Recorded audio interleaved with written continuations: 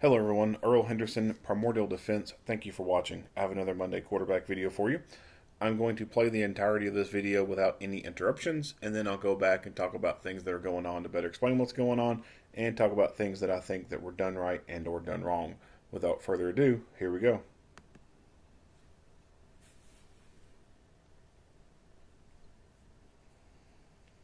Hello, I'm Sergeant Phil Krinsky with the Phoenix Police Department's Public Affairs Bureau. The information, audio, video, and pictures you're about to see are intended to provide details that we currently understand them of an officer-involved shooting that occurred at about 1 p.m. on February 7th, 2022. This video may contain strong language as well as graphic images, which can be disturbing to some people. Viewer discretion is advised. This incident occurred in the area of 28th Avenue and Coronado Road when residents in the neighborhood called 911. The callers told 911 operators that a woman was bleeding after being stabbed by a man multiple times. The man was later identified as 30-year-old Emilio Chamizo. Here is the audio from the 911 calls, the first coming in at 12:52 p.m. 911, where is your emergency? Hurry up. West Coronado Road. The girl's all bloody. The boys chased him. I don't know what's happening. I just walked out the door. Please hurry, hurry, hurry. He came out of this house and he was just loaded to the bone. But there's a lady across the street yelling, Emilio, Emilio.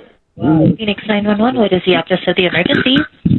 Where are you? Where are you? He stabbed her again. Where are you? I didn't Oh see my God. What is the address? He's running down McDowell Road. He ran towards that way. I don't know where he went. He went. The address that you gave, ma'am. I don't know. Coronado. He stabbed her and he stabbed her again. He chased her and stabbed her again. When did he stab her? He took his right now and he took his black sweater off. He took his black sweater off. They went west on McDowell. He's probably running. Well, Okay. he's got a black shirt. And now she's laying in my driveway because he chased her. Okay. He ran. Hurry, please get him, please. We do have help on the way. She's not crying too much anymore. Yes. Okay. I came outside. I heard her yelling and crying. And then he acted like he was hugging her and started stabbing her again. Okay. Body-worn cameras are used by all officers assigned to patrol and several specialty units. Per policy, they are worn at mid-torso level and capture the view of the line of sight from that perspective. It is important to note that the camera lens is fixed and does not capture everything seen or experienced by the officer. When activated, both audio and video turn on. The body-worn camera has a buffer of video without audio for 30 seconds prior to activation. This feature is designed to capture incidents that happen suddenly when the officer doesn't immediately activate the camera. The Phoenix Police Department does not currently use in-car camera systems. The first responding officer was flagged down by a witness who told the officer where he last saw Chamizo, who was armed with a knife. The officer shared the information over the radio for other responding units. Hispanic male wearing a black shirt, red hoodie. The guy that did the stabbing turned down the first street. He's in one of those two houses right here. He has a knife. He's right there. Just getting flagged down by some subjects here saying that he's going to be in an alley just north of McDowell, walking westbound with a knife. Two additional officers arrived on scene less than a minute later. One of the officers tried to contact Chamizo, who was walking away towards an alley. The officer told Chamizo to get on the ground, but Chamizo ignored the commands. The officer pulled forward in order to catch up to Chamizo as he was walking into the alley. As the officer stopped his patrol car, Chamizo turned around and began walking towards the officer. Chamizo had a knife in one hand and a pair of scissors in the other. The officer ordered him to drop the knife. Chamizo responded by raising both hands. From the distance of approximately 20 feet, the officer responded by firing his duty weapon, striking Chamizo. Here's the body-worn camera video from the officer who fired his duty weapon.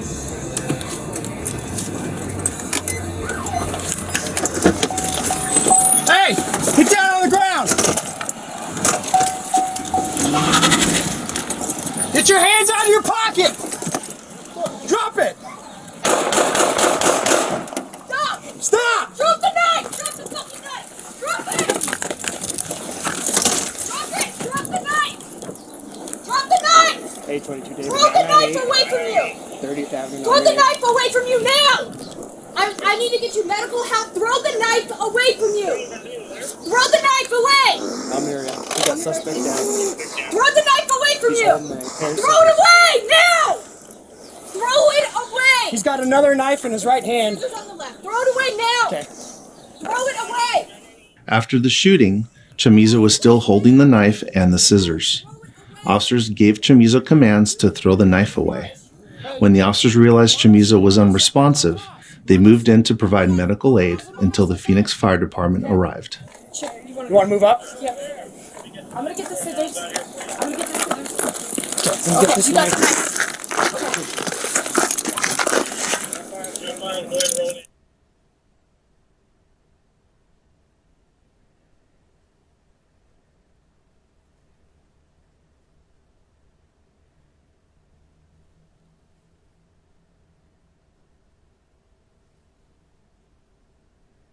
The secondary officer was getting out of her patrol vehicle when the officer-involved shooting occurred. Chamizo continued to walk towards the secondary officer until he collapsed. Here's the body-worn camera video from the second officer. Have that unit stay right there. They just got 23 on 30. Stop! Stop! Drop the knife! Drop the fucking knife! Drop it! Drop it! Drop the knife! Drop the knife! Chamizo was transported to a local hospital where he died from his injuries. The woman who was stabbed by Chamizo was also transported to a local hospital where she received treatment and is expected to survive her injuries. The knife and scissors used by Chamizo were recovered on scene. It was later discovered the knife was broken during the assault, and the other half of the blade was found in the female victim's clothing. The officer involved in the shooting has been with the department for 6.5 years and is assigned to the Maryville Estrella Mountain Precinct. This incident is a subject of both an internal and criminal investigation, which will be reviewed by the Maricopa County Attorney's Office. Conclusions about whether the actions of the officers are consistent with department policy and the law will not be made until all facts are known and the investigation is complete. This video was intended to inform and educate the public about a critical incident in our community. You can learn about the Phoenix Police Department's transparency policy on our website. All right, let's get into it. This incident occurred in the area of 28th Avenue and Coronado Road, where everything seen or experienced is effective. Is assigned to patrol and several specialty units. Per policy, they are... So I've talked before about the magnetic mounts on the body cameras and how crappy they are. So typically a magnetic mount will take up a little bit more space than this. You'll see a like a little wing kind of structure that sort of struts out, and it is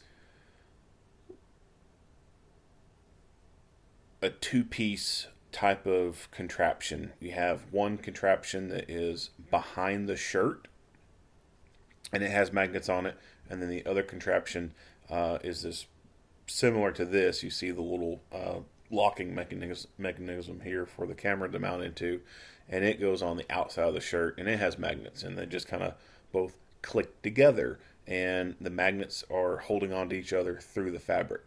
Well, it's a minimal amount of movement, and boom, those things get knocked off. Axon actually produces a multitude of different camera mounts. They've got camera mounts with single and double molly clips on them, so that you could slide those down into molly webbing.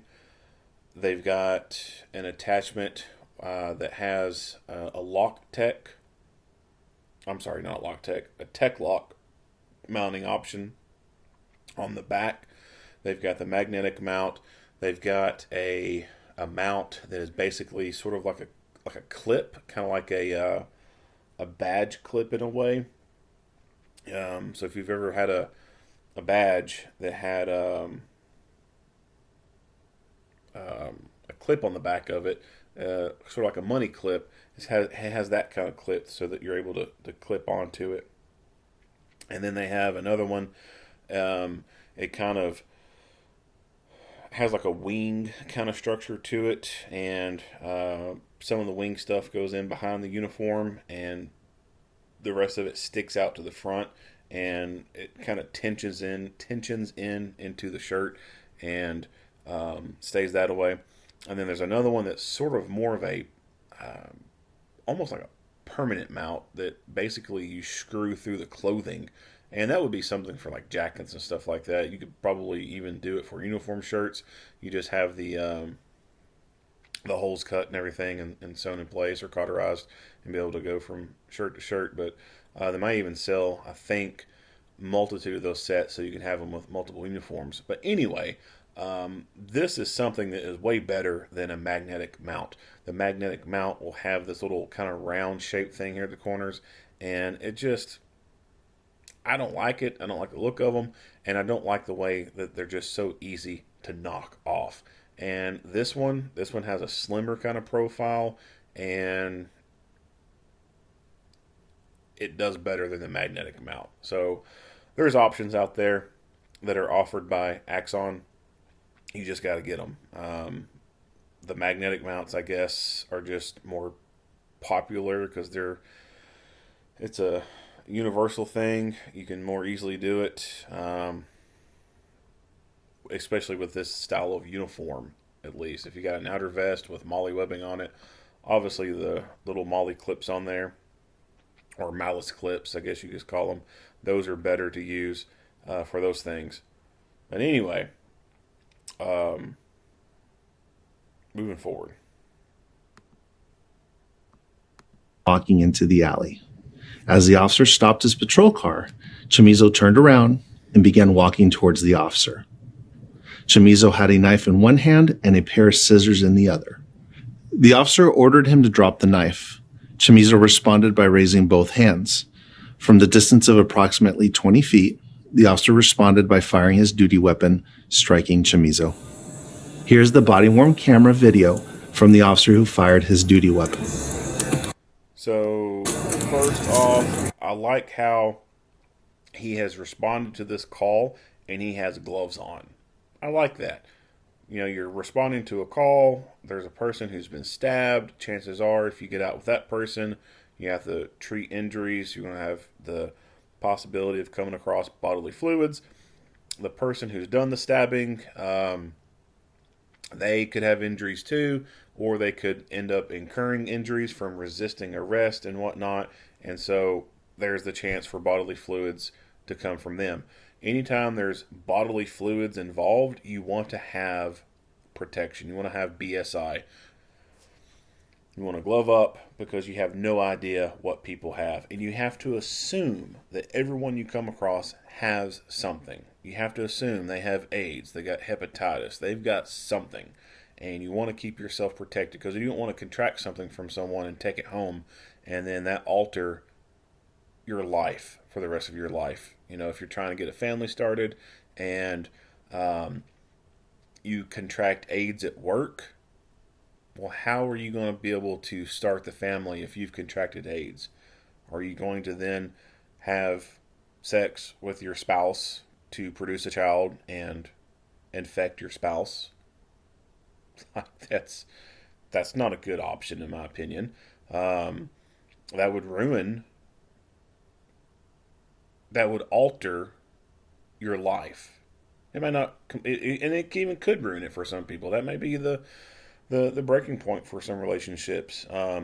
Someone being infected with AIDS, and then they're not able to be intimate with their partner anymore in their life unless they have to wear condoms all the time.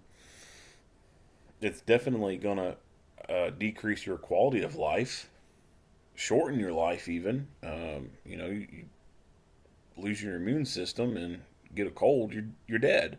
So you got to take those precautions. You got to wear your BSI, body substance isolation, wear your gloves. And I like the fact that he's got these gloves on before he ever gets out of the car, because the minute you get out of the car, boom, shit happens.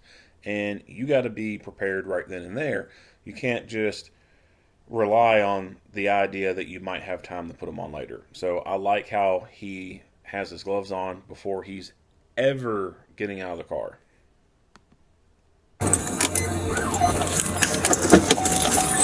Hey!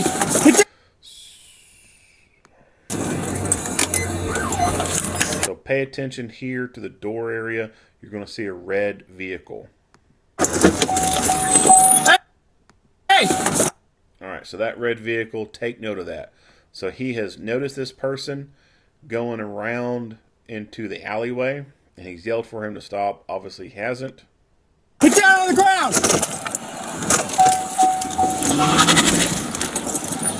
And then he pulls forward just a little bit more to get closer. I am not the biggest fan of pulling right up on people with the vehicle.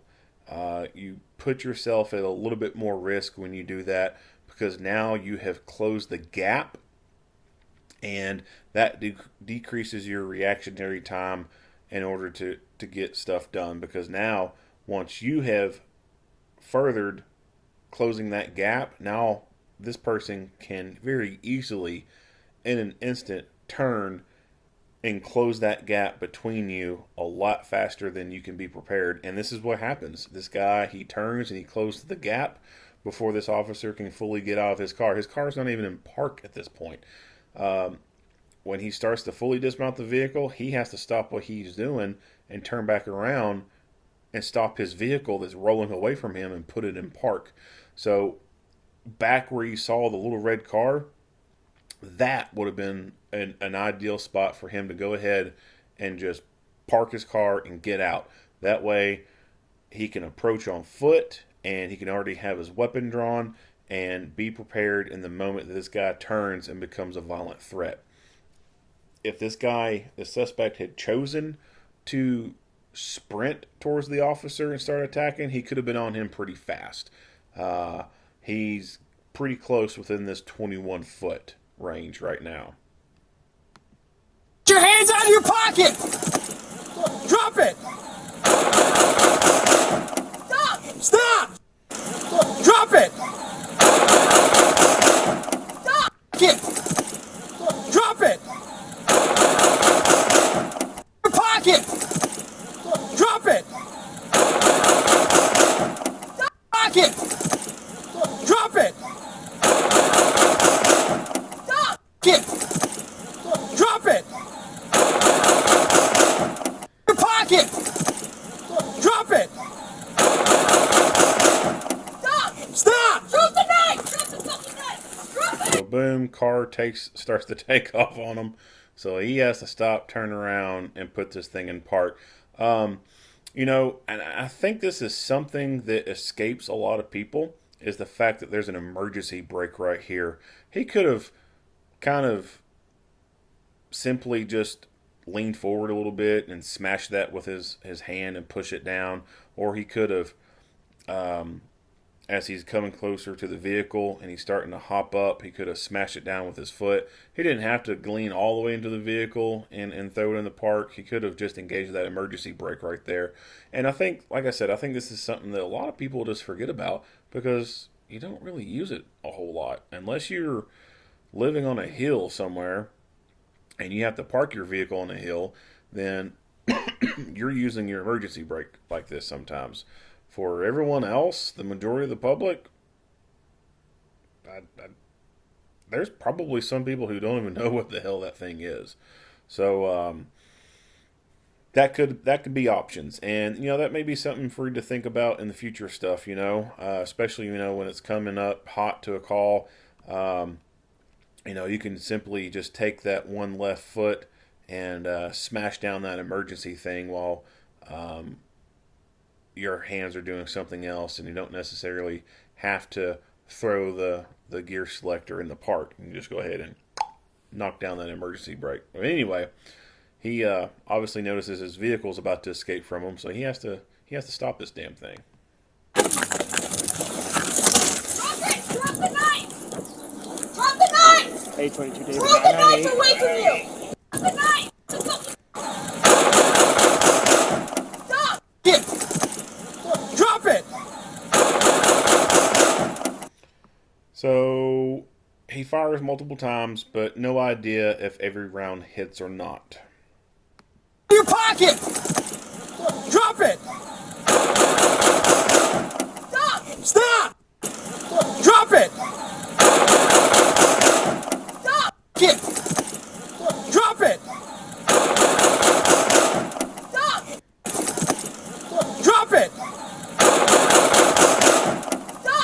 He fires 6 rounds. I don't see any dust plumes out here. And you got to look at the ground. It's gravel. If he would have missed, I think we would have seen a dust plume out here somewhere. So it's possible that all 6 rounds hit target. Drop it! Stop! Stop! Drop the knife! You can see him drawing his arms in and doing a flinching kind of move as he's walking and being shot. Drop it! So he's been hit at least more than once for sure. Stop! Drop the knife! His rounds were effective on target. You can see that he's starting to stumble when he gets to that point over there. Drop it! Drop it! Drop the knife! Drop the knife! Then we'll have to go to her camera to see that fully.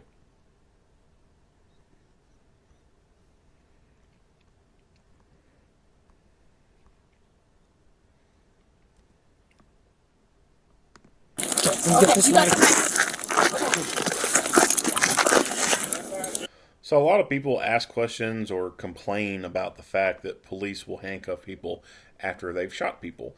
And this is a pretty common practice. The reason being is pistol cartridges are not all that great.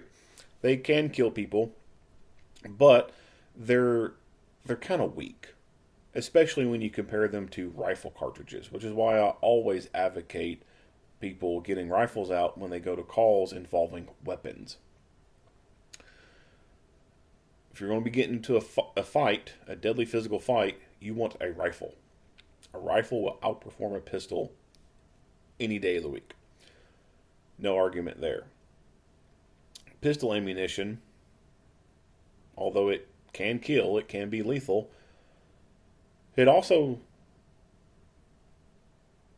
doesn't kill a whole lot of people. And a lot of people can be shot with pistol and survive. There are people who've been shot with rifle and survived, but when you compare people shot with rifles and people shot with pistols, there's a lot less people surviving rifle shots. And they've obviously hit him with pistol rounds, and so he may not be fully incapacitated. There is a case from Florida between the FBI and a couple bank robbers in Miami from the 80s. These bank robbers got into a gunfight with the FBI. One of them, at the beginning of this fight, took a round to the head, and it only temporarily knocked him out for the beginning of the gunfight. He was able to wake back up during the middle of this gunfight, get out of his car, and go back to the other car that was driven by an FBI agent and try to commandeer it and take it.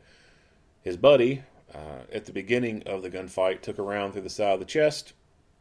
That round went in and lodged, not completely deeply all the way into his heart, but it went into part of his heart, and he was going to die from that. That was a lethal hit, but it was not immediately incapacitating. He was able to stay in the fight. He was also shot multiple more times. He took shotgun pellets.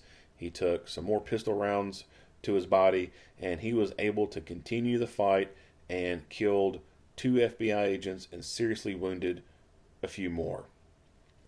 And he had no drugs in his system whatsoever. None of them did. None of them had any traces of drugs in their body. There are some people who are like that. They can take hits and keep on coming. They've got that fighting mindset. They got that will to fight. Those are the kind of people that they will not become mentally incapacitated just from being shot. There's some people you shoot in the foot and they're done. Like, they have no more desire to fight. There's some people you shoot multiple times with a pistol, and if you haven't hit anything critical to make them become immediately incapacitated, they're going to still continue to fight. And when it comes to pistols, it's easier for those people to do that because the pistols, they're not that strong. There's been lots of times where people have been shot with pistol and they were able to get back up and continue fighting. There have been people who've been shot with pistols and they initially were mentally incapacitated and they are acting like they're giving up, they're physically fine, and then something switched and they decided to fight some more. So that's why the police handcuff people after they've been shot. Pistol ammunition sucks, and they can get back up and start fighting again.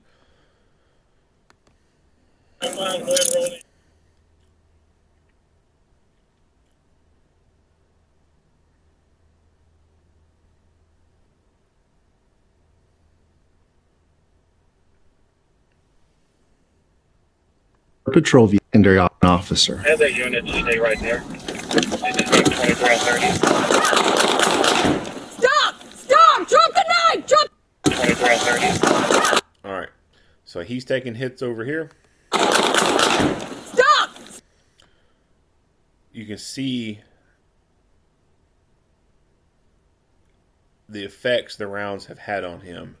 He starts off strong over here. You can see the degradation in him, and then he eventually collapses. Stop! Drop the knife! Drop the fucking knife! Drop it! Stop! Stop! He'll get to about over here, and he stumbles, kind of like a drunk person would. That's him losing blood pressure. That's him no longer getting a good supply of blood going to the brain. Stop! Drop the knife! Drop the fucking knife! Drop it! He hits hard. Drop it! Drop the knife! Drop the knife! Chamizo was transported. Stop!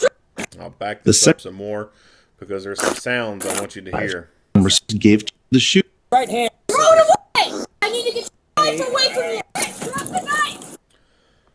So you're going to hear what sounds like a snoring sound. Drop the knife! 822 David. Throw the knife away from you! 30th Avenue. Throw the knife away from you now! I need to get you medical help. Throw the knife away from you! Throw the knife away! Almeria. We got suspect down. Throw the knife away from He's you! holding the Throw it away now! Throw it from you! Throw the knife away! Almeria. We got suspect down. Throw the knife! That's not a good sound. That's called agonal breathing, and that's what you hear before a person ends up dying. That's the death breath, the death rattle. When you hear that out of a person, prognosis is not good. They're about to go completely lights out. So we don't know what the autopsy is. Obviously, they didn't release that information. You know what exactly was hit within his thoracic cavity, but these rounds hit the critical areas to incapacitate him. This guy's not getting back up. Away from you! Throw it away now! Throw it away! He's got another knife in his right hand. On the left. Throw it away now! Okay. Throw it away!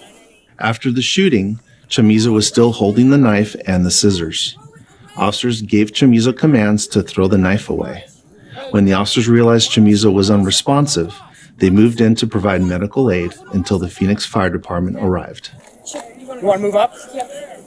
I'm gonna get the scissors. I'm gonna get the scissors. And get this You got the knife. knife. You got yep. To provide medical aid. Throw the knife. We don't get to see them provide any kind of medical care for this guy. And honestly, I don't think it would have made any kind of difference for this dude. I would not be surprised to hear if one of those rounds perforated lungs and maybe the aorta, nicked the aorta, maybe nicked the heart. His rounds were on target and were devastating. I guess you could say this is what a good shoot is. And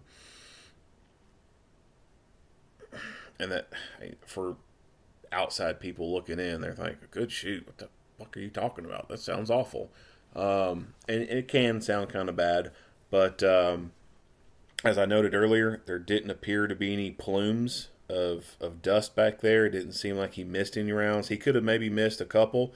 If he did, we didn't see the dust marks pop up. If they would have missed, I pretty confident we would have seen this gravel area in the dirt puff up and see the smoke. This brick right here would have seen a little dust cloud come up. So I'm tending to think that he probably hit all 6 rounds into his target. Now, whether or not all 6 rounds went into critical areas, I don't know. 1 or 2 could have went down in the stomach area and hit nothing critical, and he could have survived out of that. I don't know. But obviously, at least 1 to 2 rounds hit something critical within his thoracic cavity, and the dude went down quick. And that's ideally what you're wanting when you are applying deadly physical force to someone. You want to hit those critical components to cause immediate incapacitation. You need to stop the threat, and this is what happens. And this is what happened here.